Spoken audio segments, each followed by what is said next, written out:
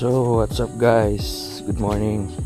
Meron tayong dumating na package mula kay Gaspoholic. So, syempre, budol na naman to. Budol item na naman to. So, itong package na to is for rear set dito. So, gagawin natin ngayon is POV installation. So sa mga nagbabalak sa inyo na magpalit ng rear set, lalo na kung mahilig kayo mag racetrack, sana itong video na to ay makatulong sa inyo. So ano pang hinihintay natin? Let's do it. So sa mga gumagamit ng cutter, be careful. Iyon, bubble wrap pa.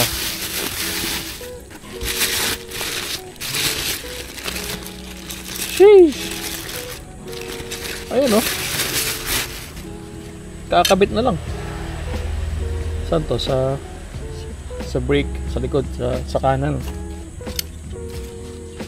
Alright, ganda. I think ito yung version 2, no?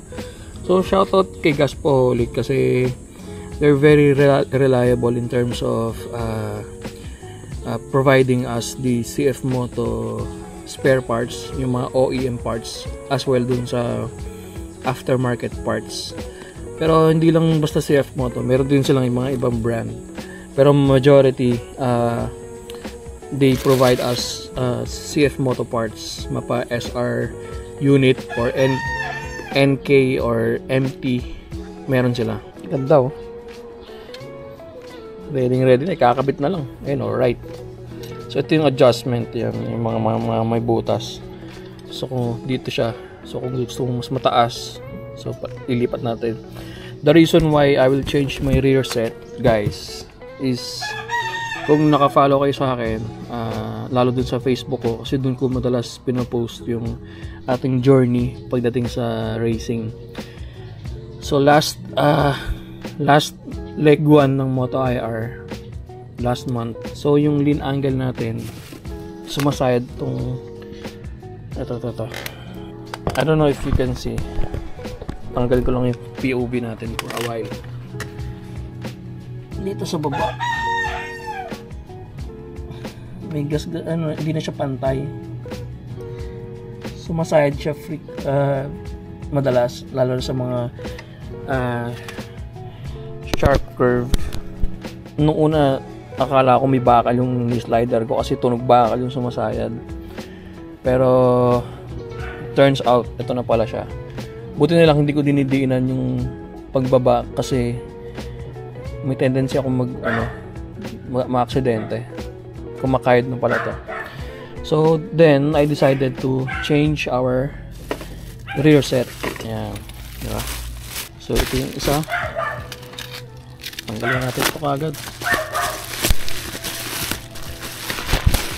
Nahirapan ako eh. Well, thank you Gaspoholic for packaging this very well.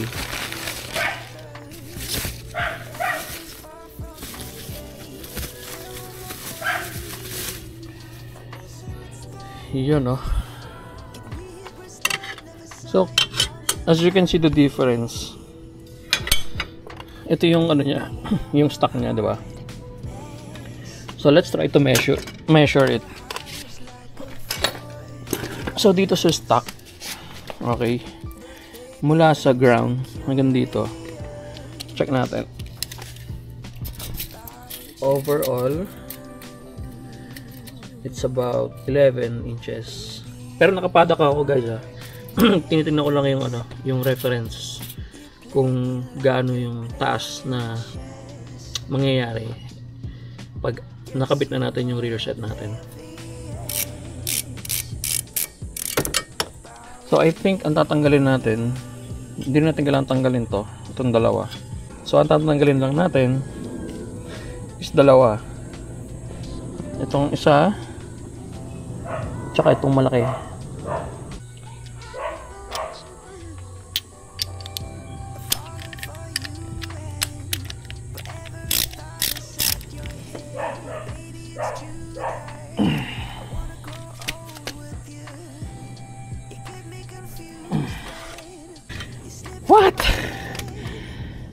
Tigas mo. Unahin natin itong isa.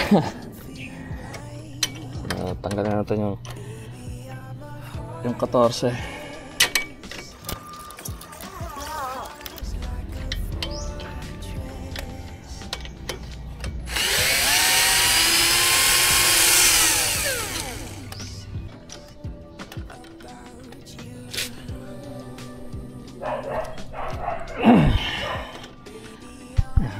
Umikot na siya pero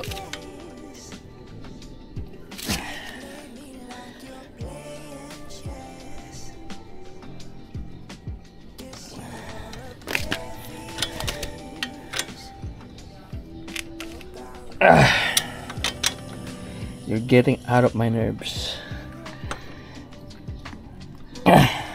Tigas mo boy ah. Promise.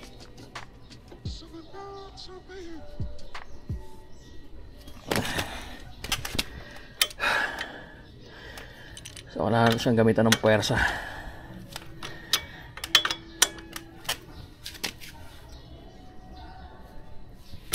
Ayan. Okay. So, lumuwag na finally.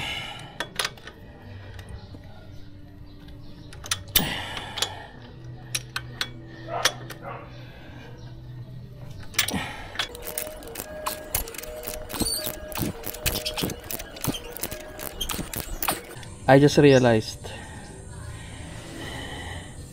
itong thread na to, kaya pala ayaw niyang lumuwag ng basta-basta. Though napaluwag ko na siya ngayon, diretso pala siya dun sa kabila, nakalink siya. Hanap tayo ng pangontra sa kabila. Bad trip. So kailangan siyang kontrahin.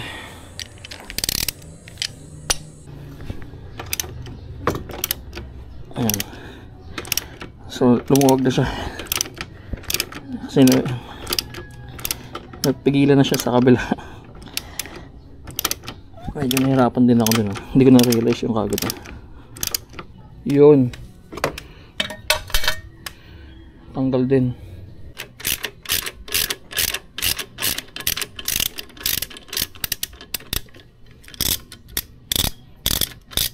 Alright, so tinanggal natin itong cover. Tinanggal natin itong cover tsaka yung screw dito sa may oil tank niya. So para magalaw natin to lahat. Since natanggal na natin itong first dito, yung tornilyo dito sa baba tsaka yung cover. So para matanggal to, hindi mo naman siya kailangang tanggalin talaga ng luwagan dito. Kasi isang buo siya hanggang sa kabila. So gagawin natin, pupukpukin natin siya. Ito yan. So papasok sa loob. So para siyang para siyang yung dito, may isang buo siya. So daan-daan lang syempre para hindi siya masira.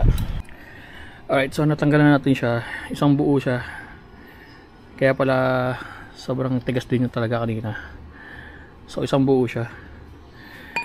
So nilagyan ko na siya ng lifter sa ilalim para mahugot siya ng maayos. So ngayon, install natin tong right side ng rear set natin. And then kailangan nating i-transfer tong pinaka brake master niya dito sa kabila. Okay, so gawin natin yun. So meron tayong ditong 10 mm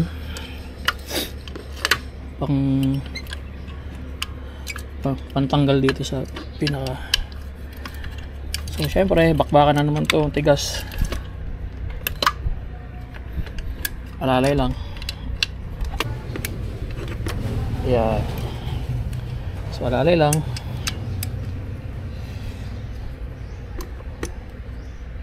Yan. So hindi naman kailangan pahirapan yung sarili.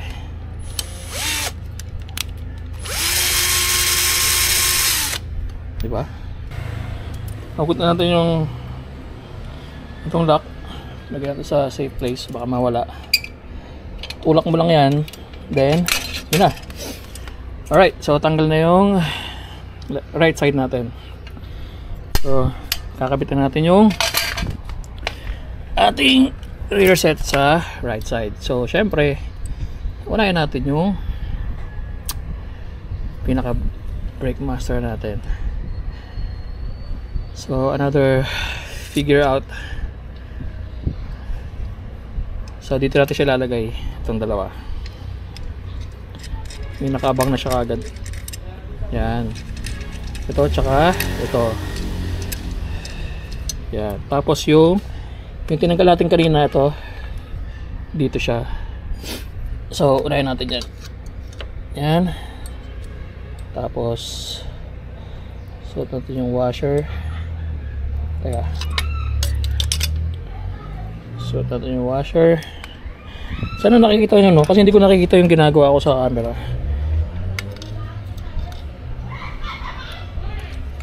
Yan. Tapos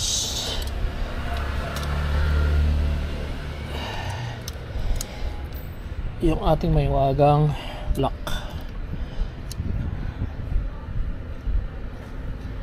Yan. Then ilalagay na yung may wagang lock. Kamayin mo na lang para i-bend siya.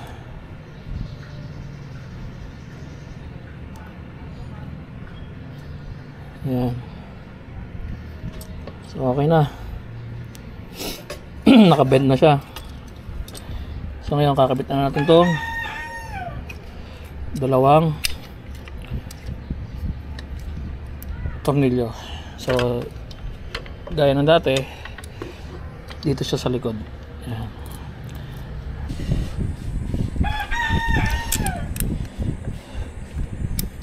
Ayan.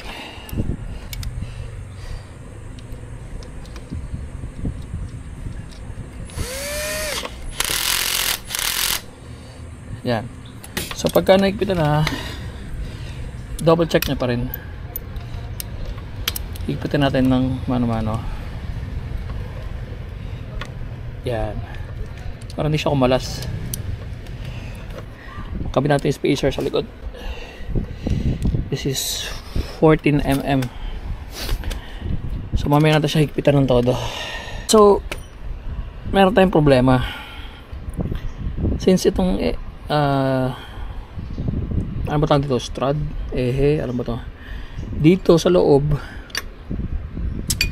itong aftermarket na rear set, hindi siya sukat, hindi siya maipapasok kasi yung sukat niya sakto lang sa tornilyo nung kabila. Since ito yung right side, kailangan natin siyang lakyan ng butas para pumasok to diyan. So that's the challenge that we have to figure out. Alright, so there's a lot of going on dito sa bike na to, and yung kanina yung pinakita ko sa inyo na problem ko sa butas na ito, na hindi magkasya itong bakal na to sa right side to. Ayun, nakalagay R. Okay, right side to. So dito siya sa brake system. Itong bakal na to originally dito siya nakasalpak pa ganyan. By default, nakita nyo naman kanina sa video kung paano ko siya inalis. So pinukpok natin siya palabas, ginamitin natin siya ng lifter para mahugot siya ng dahan-dahan, maayos. Then nahugot na natin. Nung ikakabit ko na, napansin ko yung butas niya maliit. So hindi kasya. Ganyan. Hindi siya kasya dyan. So ang plano ko sana is butasan to, lakihan to yung butas. Pero pag ikot ko sa kabila, kasi tinignan ko kung same sila ng butas, and for the sake of Mother Earth, I just figure out mas malaki yung butas niya. So for easy to say, kasya siya. So ang gagawin ko, baliktad lang. Imbis na etong thread na to is pag ganyan, so gagawin ko, ang salpak ko is pa ganyan. So dito na siya, ayan, nahugot na yung, so ang gagawin kong hugot is ang tusok is pa ganyan, para all the way through na siya sa kabila. So itong thread sa kabila na siya. So ganoon siya kasimple. Destroy it yourself. Alright, so ganyan ang tsura niya. Ayan.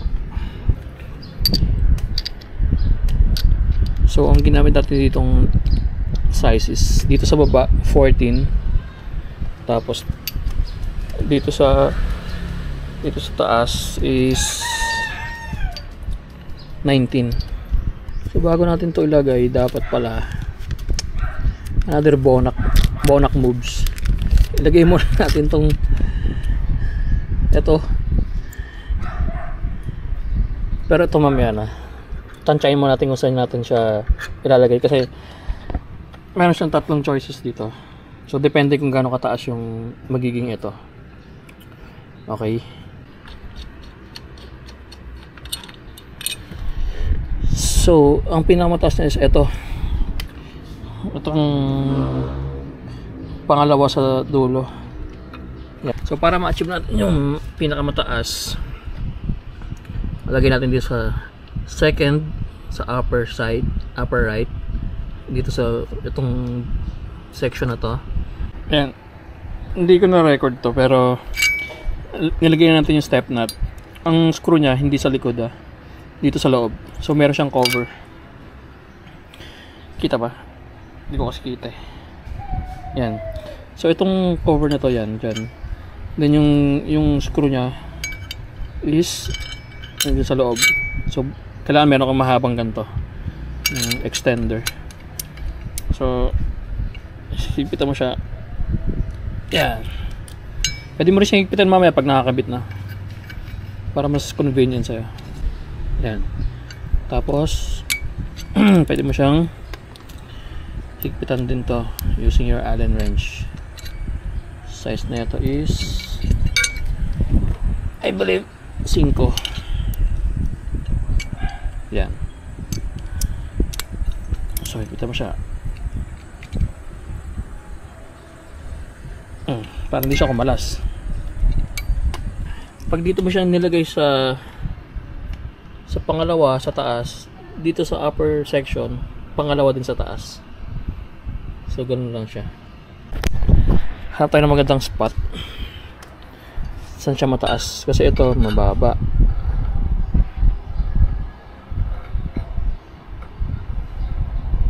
So mas malayo to. Ito na yung pinakamalayo na mataas. So tara, lagay natin. So nakabit na natin yung pinaka left side natin, pati yung shift na to, yung lever na to, nakabit na rin natin. Kanina ang height niya from the ground while nakapadak is 11 inches. So try natin kung yung nilagay natin siya sa pinakataas, itong sa foot peg. Tapos ito namang itong step na to sa pinakakambyo niya is nasa middle. So pwede mo pa siyang itaas sa taas. Pero for this video, nilagay ko muna siya sa gitna. So kanina 11 inches from the ground, ngayon is 13. Alright. So tatansyahin natin ngayon yung paa natin, kung okay ba siya dyan. Kung kailangan i-extend pababa dito or dito, or mangangawit ba tayo, kailangan natin ibaba to. So it depends on your perspective na lang. So para sa akin, nilagay ko siya sa pinakataas since my goal is for racing and for my proper leaning, na hindi sumasayad na yung aking ito yung sinasabi ko kanina. Ayan, may gasgas na siya. So ilang beses na siyang sumayad during my corner, during leg 1 ng Moto IR. So buti na lang, kasi pansin ko din pag habang naglilin ako, para siyang may tumutukod, tapos tumutunog yung bakal. Akala ko nabudol ako sa knee slider ko, may bakal. Yung pala wala. Ito na pala yun, yung sumasayad. So buti na lang hindi tayo na-aksidente. Natapos natin yung race ng maayos. Then nung sinend sa akin ni Forrest Garcia, shoutout sa'yo Forrest, yung aking photo, may nakita ko dun na picture na side na tong foot peg ko. So ito yung picture.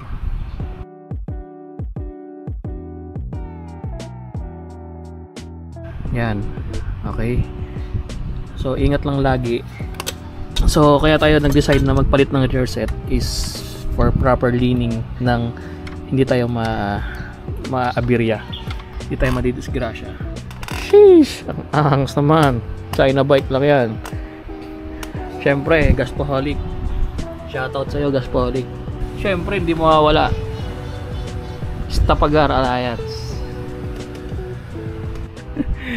And always remember guys, chill ride lang tayo lagi. Yan.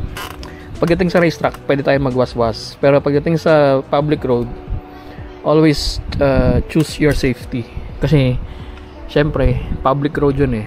It's either ma-aksidente ka dahil may ibang taong nag-cause ng accident, or ikaw mismo yung fault, then nakadamay ka ng iba. Lalo na dyan sa Marilaki, ang daming mga potato corners.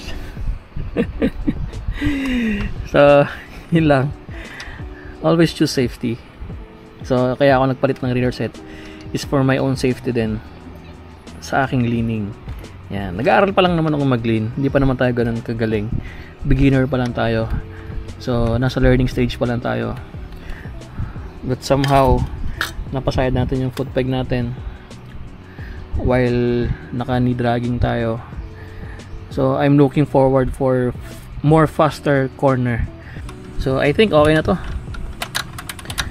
Hindi na tayo next video natin is natin, testing natin to. Tatry ko maglagay ng camera dito, yung perspective parang ganyan, naka perspective sa paa ko. Tatry lang natin para makita natin kung okay ba siya. So yun lang. Peace out.